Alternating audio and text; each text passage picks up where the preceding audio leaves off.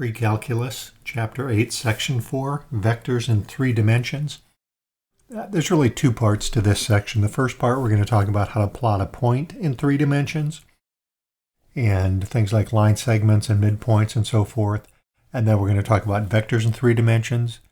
But let me just say, all you do with 3-dimensional vectors is everything you did with 2-dimensional vectors, just rather than doing it with x and y, the third dimension we're going to call z.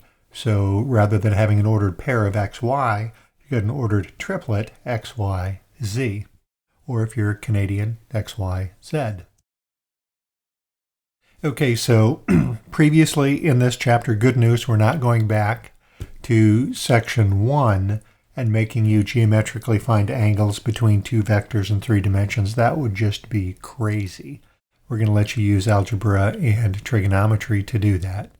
So first we're going to plot points, and then we're going to do vectors. And then we're going to operate with vectors in 3 dimensions. And you'll see, as long as you follow the processes that you learned for 2 directions, whatever you do for x and y, you just do it for z. Just do it a little bit more work.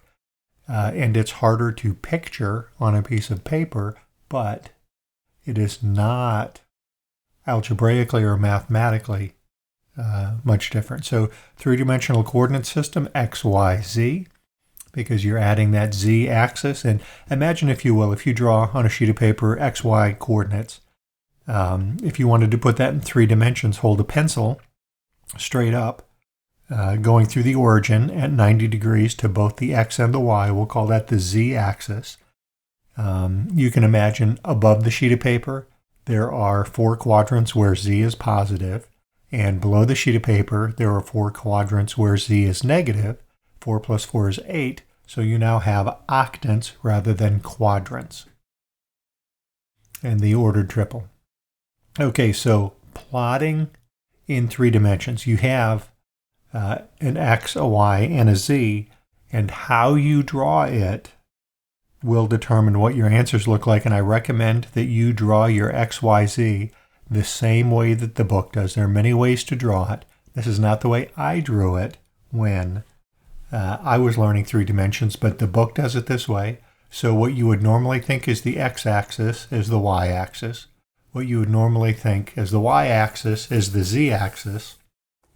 And at a 45-degree angle to these two, you just cut through like this to make the 3rd dimension. And they have, so x comes out of the paper, this is y, and z comes up. And when we get to the story problems, you'll see why they do it this way.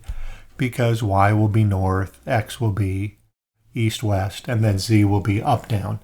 And it hopefully will make a little bit more sense, but if you draw everything the same way the book draws it, then it will just be easier for you to understand the problems in the book and for your teacher to grade your work.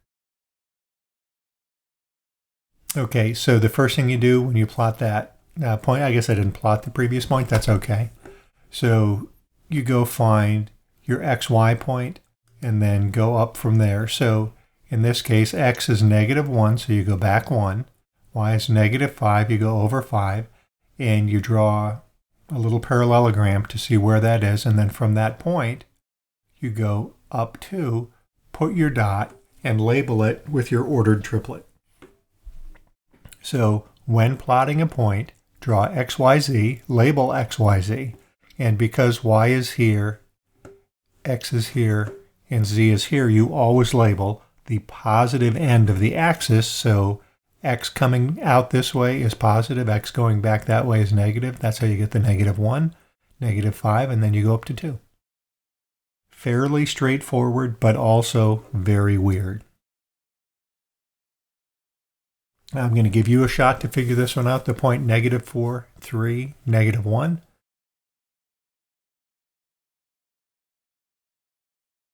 I'll give you the answer in 3, 2, 1.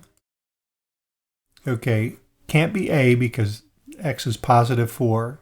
X is +4. So it had to be C or D. So it's -4, +3. And the only difference between C and D, B Z goes down 1, and C, Z goes up 1. And as you can see from plotting points in 3 dimensions, again, this is just a sketch. This is just an approximation. And you will find when we get to these story problems that being able to sketch neatly is critical to being able to get the correct answer. Okay, distance and midpoint formulas. You have used these probably since 5th or 6th grade. The distance between 2 points is difference in the x squared plus a difference in the y squared. Take the square root. In 3 dimensions, all you do is add in the difference of the z's, square it under the radical. So whatever you do for x and y, just do for z, and it gives you the distance. And the midpoint, halfway between the x's, halfway between the y's, halfway between the z's. So again, same thing that you've done for midpoint for x and y, we're just adding a z component in. Okay, so real world problem. I don't know anybody who uses coordinates like this when they put beams in their attic, so I don't know that it's really real world. But let's say that for some reason you have the beginning coordinate of 30, 40, 10, and the end coordinate of 70, 80, 20. And I have no idea what the origin point would be for this, but here you go. So you need to find the length of the beam using the distance formula, 70 minus 30 squared, 80 minus 40 squared, 20 minus 10 squared. And because the distance formula and midpoint, we're just talking about points now. We're not talking about vectors. So in this case, order doesn't matter, but I would recommend, because it's a chapter about vectors, that you always take the second point and make that 2, the first point and make it 1, because you will get confused and you will get the points backwards on a vector if you're not careful. 70 minus 30, 80 minus 40, 20 minus 10. Plug that into your calculator, and no need to do the intermediate steps. You can just plug this whole thing into your TI-84, hit go, and it gives you the answer. So that beam is 57.45 feet long. Well, guess what? Now we're going to add a light in the middle of the beam. And where is the middle of the beam? Why would you use a coordinate system? Every carpenter I know would use a tape measure, and they would go half the distance, mark the point, and put it there. But this is math class, so our real-world examples are a little contrived to get you to learn the math. So midpoint is just going to be the average between the x's, average between the y's, average between the z's. Add them together, divide by 2, and 50, 60, 15 would be the midpoint. So we will call that relatively straightforward. Again, whatever you do for x and y, just do for z. Okay, this one you get to give a shot at. You have 2 hikers, and they're going to pass the coordinates back and forth via text message. One of the great things about a new curriculum, they incorporate text messages. But again, I'm not sure you would text points like this. You'd probably text GPS coordinates. But the question I've been asked in the past is, why would you give 3 points for people who are out hiking? And one would be north-south, one would be east-west, like latitude and longitude, and the other one would be altitude. So you can see if you were above or below. So this second hiker is at a lower altitude, assuming z is an altitude. So go ahead and see if you can find the distance between the 2 and the midpoint. I'll give you the answer in 3, 2, 1. Okay, so that is the answer. And if you just look at the midpoint, halfway between 10 and 30 is 20. Halfway between 20 and 50 is 35. Halfway between 30 and 80 is 55. So you would do those 2 and then use the distance formula to see that it's 61.6 meters. Now we are going to draw a vector in 3 dimensions. And again, this is sketching, and the primary reason to know how to sketch is so that you can better understand the vectors that you are dealing with when you get into story problems. First thing you do is you plot the point, and let's just go ahead and get to the graph for plotting the point. So you would go -4 in the x direction, 2 in the y direction, they go up 4, and you would put your point. And because this is a component form vector, starts at the origin, goes to the point, just like component form earlier in the chapter with 2 dimensions, we're doing component form in 3 dimensions. So whatever you do with x and y, do that with z. So now you have plotted your vector. Give you a chance to see if you can look at this, and my preference would be to give you multiple choice for you to look at to see which one is plotted correctly. Actually plotting something in 3 dimensions on 2 dimensions is only valuable to help you visualize the problem you're trying to solve. So I'll give you the answer in 3, 2, 1. Answer A, so x is negative, so you've got to be going backwards, and then that's everything else is positive, so you go over and up. And that is the only solution. Okay, now we have 2 different points. We have the initial point and the terminal point, and we need to write this as a unit vector in that direction. So the first thing we need to do is write it in component form.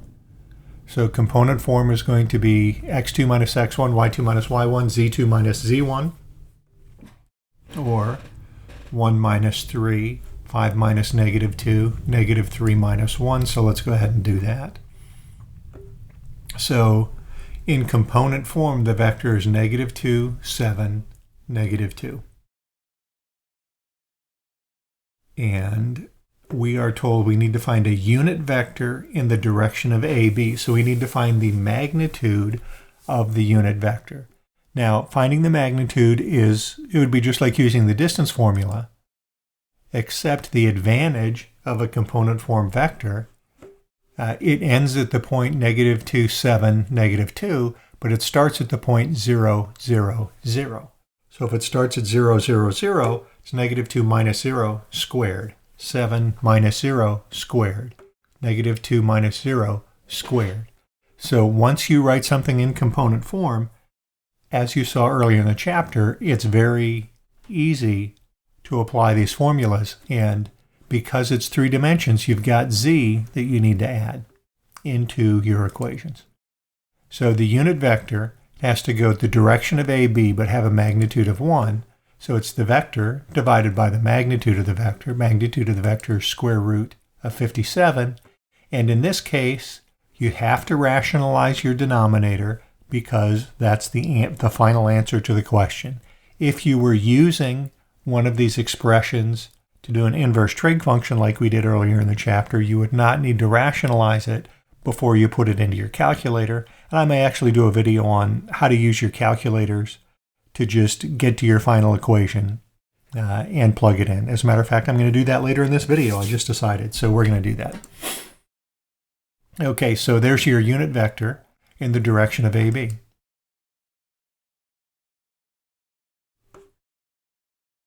There, the vector is written in component form. That's the magnitude of the vector. And this is the unit vector. I'm going to let you have a shot at this one. It'll take you a little bit of time. So go ahead and pause the video. And I'll give you the answer in 3, 2, 1. Okay. More information on vector operations, adding, subtracting, scalar multiplication, exactly the same with 3 dimensions as 2. You just have to make sure you deal with the z's properly. So 3v minus w minus z, multiply v by 3, subtract w, and subtract z. 3 times v minus w minus z. Multiply the 3 through, add everything together, and you get 979 as your vector. Very straightforward. I'm going to go through this kind of quickly because you've already done this. You've already mastered it. You're just doing it with the third component. Same thing here.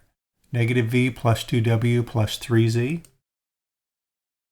Substitute, and I recommend you show all of these steps when you're doing your work because there are so many simple computations involved in this. If you make one mistake in one place, it'll throw off your entire problem.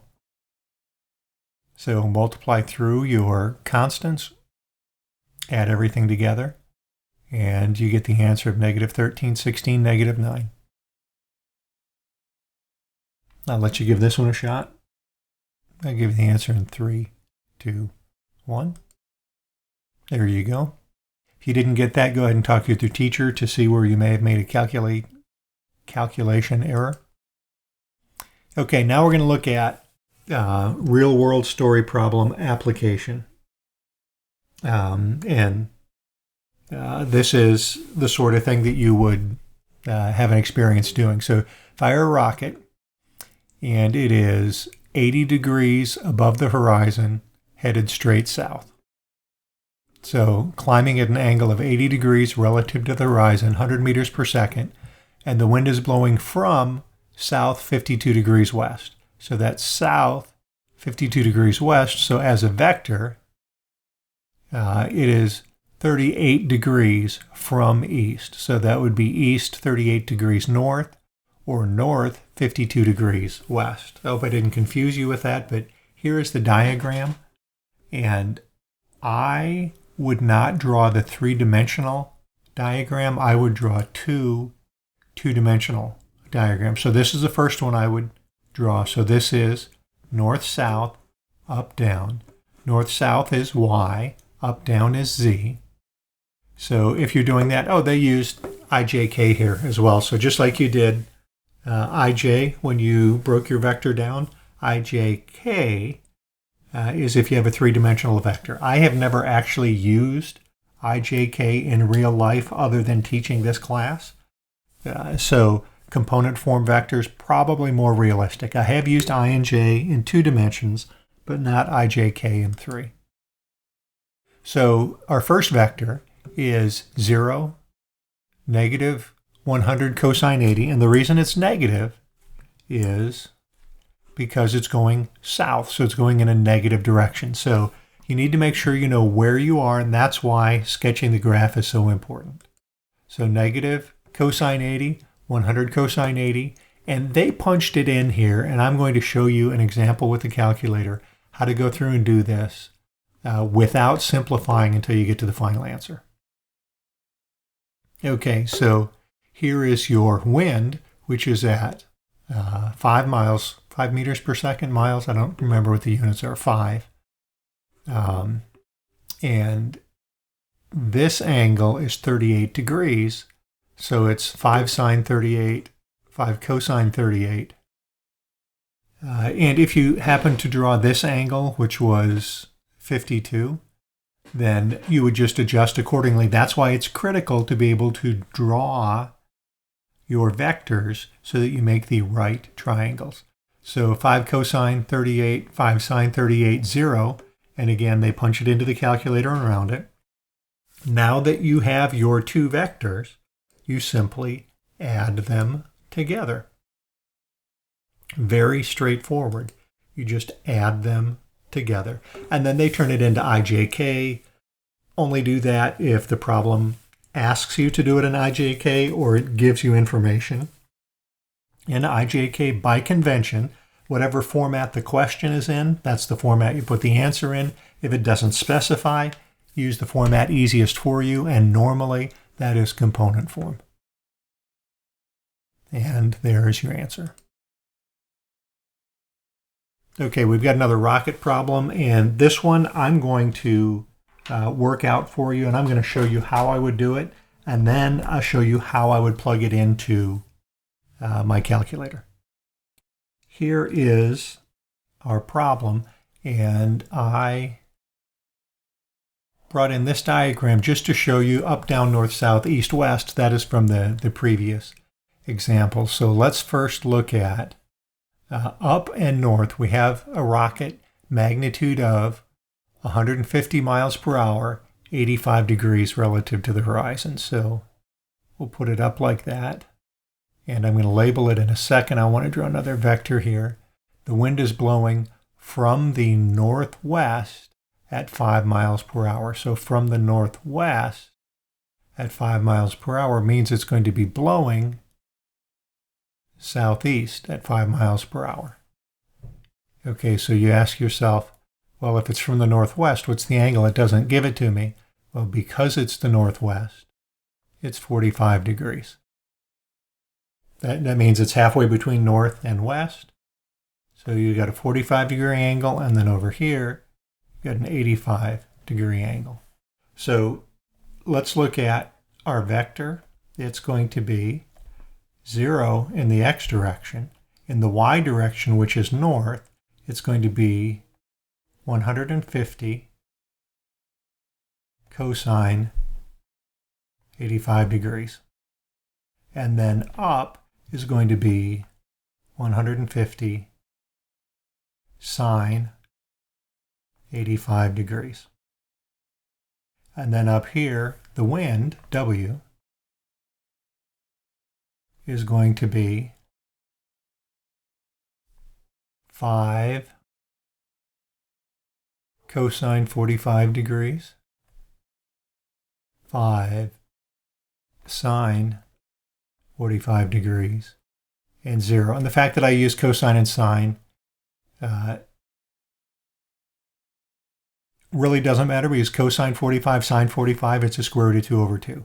Now, to add these vectors together, and I'm going to write this out. It's going to be kind of long. X is going to be 5 cosine 45. Y is going to be 5 sine 45 plus, oh, you know what? That's going to be negative. And that's going to be negative because it's going that direction. So negative 5 sine 45 plus 150 cosine 45, cosine 85. I'm going to erase that.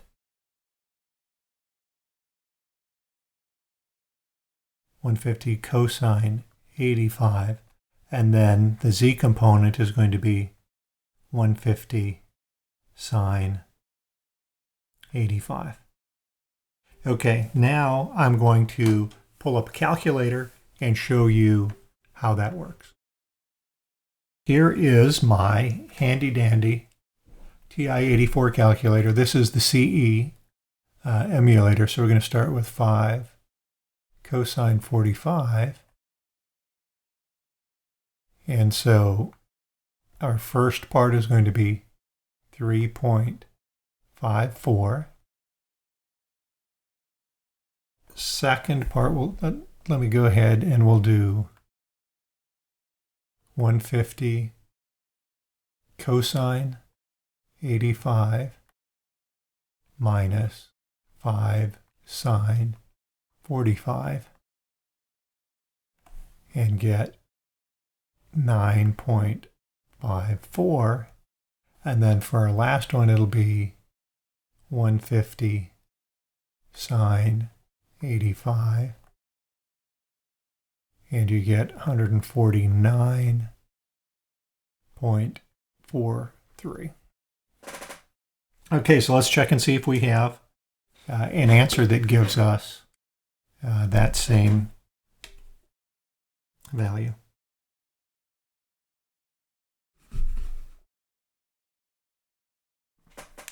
Okay, if you wrote down the answers from the previous, it was